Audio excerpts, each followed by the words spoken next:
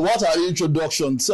Emperor, you said you have a lot to say, quite lots of questions to ask. I'm happy to be here with Doctor, and my first question is this: so when a young couple gets married and the wife is yet to get pregnant, at what point should they speak to a doctor?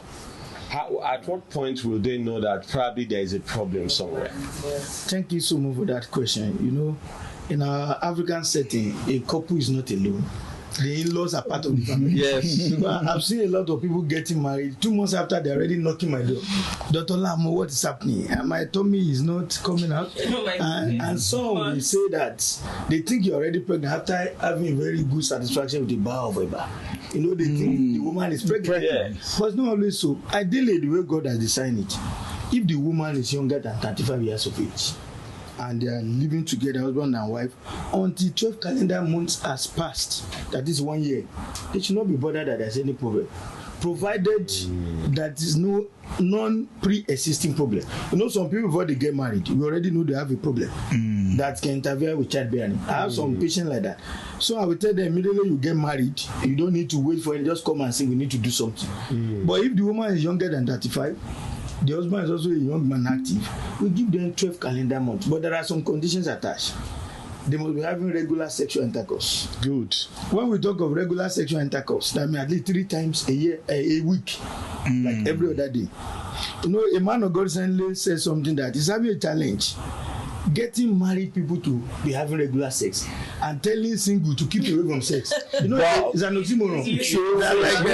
Oxymoron. I see people in my clinic, they want to have babies, husband and wife. They are not having sex in a month, they say 2 times. I will say, you are not yet serious. That even all the anointing from heaven have been released upon you by our fathers in the Lord.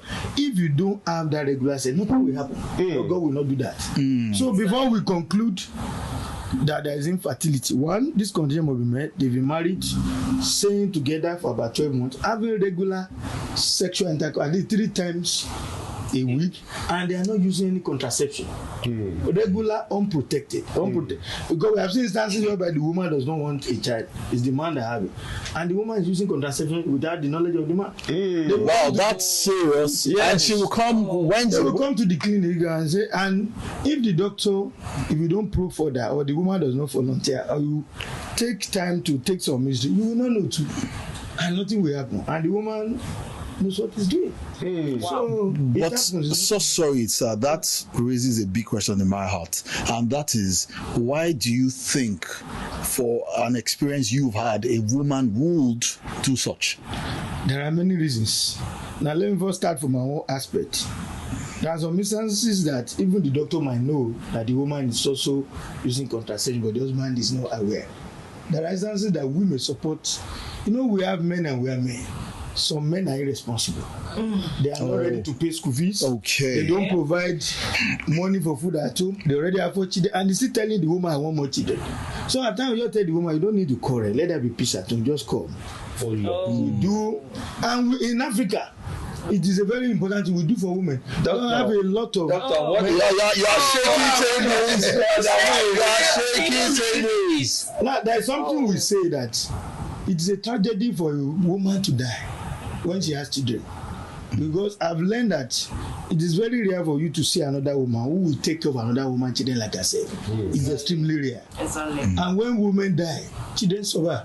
Even the best of men, you know, will be around, constantly running, the children will suffer. So we do everything within our power to prevent women from dying. And one way not to die is to avoid unnecessary pregnancy. Unnecessary pregnancy. We see women already have 4 children. The man is jobless, he still wants children. And the woman is saying, I don't want children. I don't need to quarrel with this one. Let there be peace. Come. There are family planning that I can do. And there are times the man may drag the woman, let's go to the hospital. What is happening? And we are not like, wait, don't worry. Go and do this test, man. Go and do it. We are not deceiving them. But we need to save the woman's life. And there are other instances I heard the story of a young lady, it's not my patient.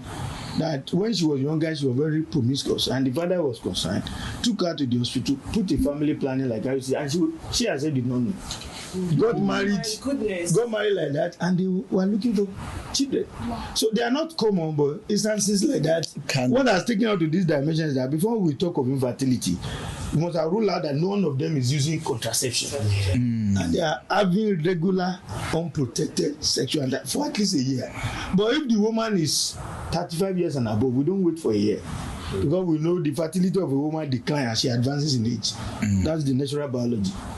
By the time a woman is advancing to 40, the egg reserve she has in her ovaries has significantly dropped. So if the woman is marrying at the age of 35 and above, we don't wait for 1 year. After 6 months, there's nothing. They come to the hospital to try and probe whether there's any problem. So this is what couple should be guided about. So if you are young, there's no issue, you get married, don't give yourself unnecessary day after 2 months. Just do regular visiting of Jerusalem at least 3 times a week.